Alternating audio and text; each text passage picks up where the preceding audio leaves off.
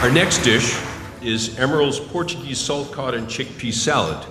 And Emeril, tell us a little bit about it. Well, on the bottom is a puree of chickpeas with Portuguese olive oil. And then my mom's rice salad with some homemade bacalhau, salt cod that we cured with fresh cod, and we cured it, salted it, of course, and then rinsed it. Has chopped egg and dried olive and a little bit of, I had to give Jose some sort of credit since I'm sitting on the side of him, a little Spanish paprika, and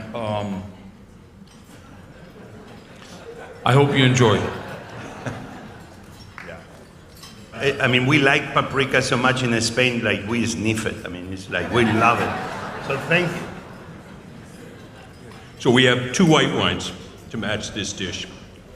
Danny chose the Albert Boxler Riesling Alsace Reserve 2021, which we have not yet rated, and I chose the Quinta de Crasto Douro White Superior 2018, which received 90 points and costs about $30. Danny, what was behind your choice on the wine? Well, I was thinking about how much Riesling goes so well with almost anything. And when I never had this dish before, Emeril. I know that you proudly wave the Portuguese flag, even though you're known more for the Bayou. But this dish made me think, all right, I've got salt cod, paprika, black olives, olive oil, and I just started, I don't know what it was, but I went to Alsace. And I think what's really fascinating about this Riesling, it's a completely different style than the Trimbach. The Trimbach was absolutely gorgeous. It's got a little bit more age on it. It's also got a lot more sweetness to it. This is a wine, the Boxler, one of my favorite family-run vineyards from the tiny town of near Morschwehr. Picturesque. If you ever have the chance to go there, it's almost like you're in a fairy tale that happens to have really good food and wine. And what I love about this wine, this Riesling, this is a young one, 2021. These are all vines, young vines from a Grand Cru vineyard called Sommerberg, but they don't call them Sommerberg till the vines get a little bit older. So you're drinking a wine whose grapes are as good as they get. You'll smell some honey in the nose, and that honey is going to trick you into thinking the wine is going to be sweet. But when you taste it, it is as bone dry as it can possibly be. And I think this is a great wine for those of you who really have friends who wonder about whenever they see a bottle of Riesling, whether it's from Alsace or Germany, they see that tall, thin bottle and they go, uh-oh, I don't like sweet wines. Show them this one and show them what this can do with food. I think it's fantastic with Emeril's dish, but you guys are going to be the judge of that in just a moment. I made a big mistake last year. Eric chose a Portuguese wine last year to match Emeril's dish. So when I read the ingredients, Portuguese salt cod, Portuguese olive oil, you know, it was a no-brainer. I had to choose a Portuguese white. And I also thought that with the bacalhau and with the chickpea, it needed to be a white with a little bit of body, maybe a little bit of smokiness too. And I mean, these guys cheat, you know, they prepare each other's dishes in their kitchens so they can, you know, get a leg up on me, but I don't have that luxury, and I'm really surprised. I mean, I'm surprised at the delicacy of the dish. It's fantastic. There's a lot of complexity, and what strikes me is the smokiness of the paprika. And I think it works well with, there's a little bit of oak treatment in the wine.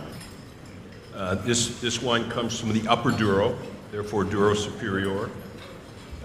It's 60% Viazzino grape and 40% Verdelho. And the Viazzino brings the acidity, and the Verdelho provides aromas and a bit of volume and a bit of weight on the palate. And it sees about 40% new oak, so I think that gives you a little bit of smokiness and spiciness to match the dish. Eric, you have any thoughts on the pairing? He's calling on you. Go on. Yes. Eric just said, "Don't be mad at me," so we already know the answer. I mean, before Eric speaks, I mean, we have a lot of things going on behind, Hey, you know, every time. It's my turn. No, I know. But, Thank you, Jose. I know. But it's a lot of tension Thank in you, the back. thank you, Jose. A lot of tension. Were you saying, "Don't be mad at me" to Bruce or to me? To you. I really like that dish a lot. And Emeril was explaining to me when we were in the kitchen the dish that is your mother dish. And I was like, wow, that's interesting. And you said it was rustic. It is maybe a rustic dish, but it's very complex. And I love the flavors. And it's very interesting to have a bit of the saltiness from the cod and the richness from the chickpeas. And it's starch on starch with rice, but the rice for some reason gives lightness to that dish, and the olives bring some little saltiness, and it's a bit slightly briny. So the dish, of course, is delicious, and now I know why you're a great chef. Well, because Mom taught you well. Then, do I have to speak about the wine yet or not yet? You're going to speak, I mean, they don't understand you, but you're going to speak about whatever you want. You're one to For talk. the record, he's always making fun of my English. So this is a way for me to pay him back. Well, Publicly. so if Jose is going to translate, good luck.